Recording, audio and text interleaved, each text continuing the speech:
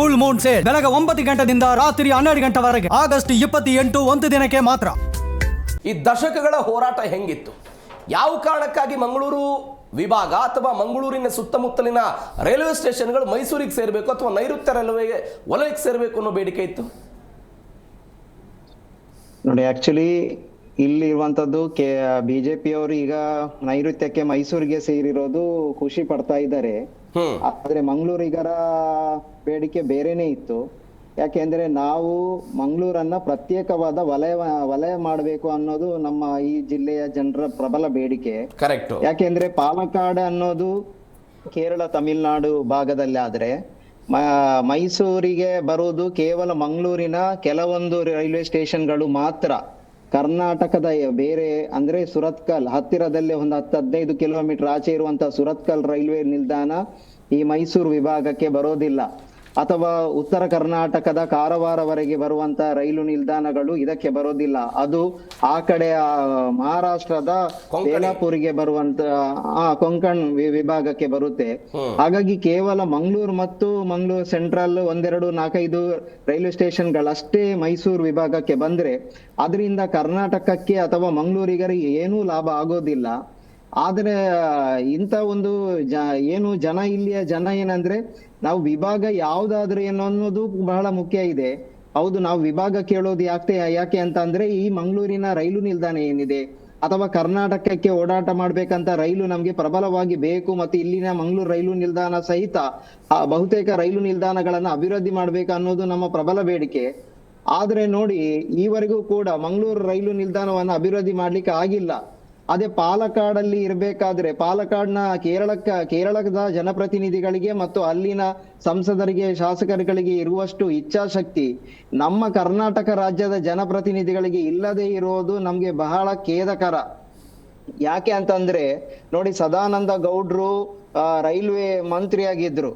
ಕನಿಷ್ಠ ಈ ಭಾಗ ಅಲ್ಲ, ಅವರ ಕಾಲದಲ್ಲೇ ತರಬಹುದಿತ್ತು. ಯಾಕೆ ತರಕಾಗಿಲ್ಲ? ನಮ್ಮ ದಕ್ಷಿಣ ಕನ್ನಡ ಜಿಲ್ಲೆಯಲ್ಲಿ ಕಳೆದ ಹಲವಾರು ಅವಧಿಗಳಿಂದ ಬಿಜೆಪಿಯ ಸಂಸದರುಗಳೇ ಗೆದ್ದು ಬರ್ತಾ ಇದ್ದಾರೆ. ಅದು ಧನಂಜಯ್ ಕುಮಾರ್ ಇಂದ ಹಿಡಿದು ನಳಿನ್ ಕುಮಾರ್ ಕಟೀಲ್ ಆಗ್ಲಿ, ಸದಾನಂದ ಗೌಡ್ರಾಗ್ಲಿ ಅಥವಾ ಈಗ ಬ್ರಿಜೇಶ್ ಚೌಟ್ರಾಗ್ಲಿ ಎಲ್ಲ ಅವಧಿಯಲ್ಲೂ ಕೂಡ ನಾವು ಇಲ್ಲಿಯ ಜನ ಗೆಲ್ತಾ ಬರ್ಸಿರೋದು ಯಾರನ್ನಂತಂದ್ರೆ ಬಿಜೆಪಿಯ ಸಂಸದರನ್ನು. ಅವರೆಲ್ಲರೂ ಕೂಡ ಇತ್ತೀಚೆಗೆ 2014ರಿಂದ ನರೇಂದ್ರ ಮೋದಿಯ ಹೆಸರನ್ನ ಹೇಳಿ ಗೆಲ್ತಾ ಬರ್ತಾ ಇದ್ದಾರೆ.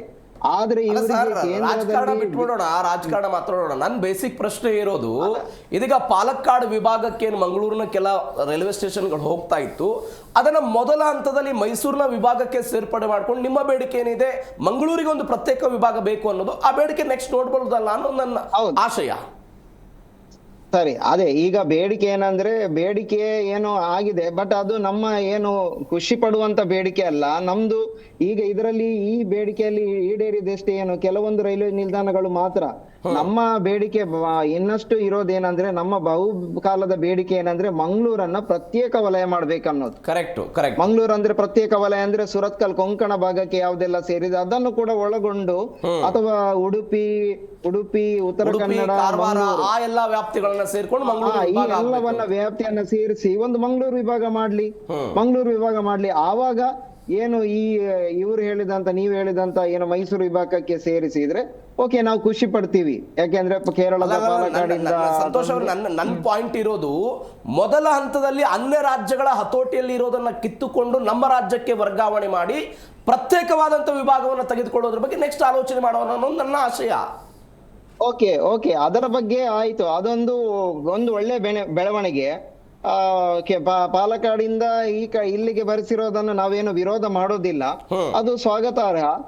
ಆದ್ರೆ ನಮ್ಗೆ ಏನಂದ್ರೆ ಇದರಿಂದ ಆಗುತ್ತಾ ಅನ್ನೋದು ಕೂಡ ಅನುಮಾನ ಕಾಡ್ತಾ ಇದೆ ಅಷ್ಟೇ. ನಮ್ದೇನಂದ್ರೆ ನಾವು ವಿಭಾಗ ಇಲ್ಲಿಗೆ ಬಂದ್ರೂ ಕೂಡ ನಮ್ಮ ಬೇಡಿಕೆ ಇರೋದು ಈಡೇರುತ್ತಾ ಅನ್ನೋದು ಗೊಂದಲ ಜನರಲ್ಲಿ ಇನ್ನಷ್ಟು ಇದೆ. ಅದು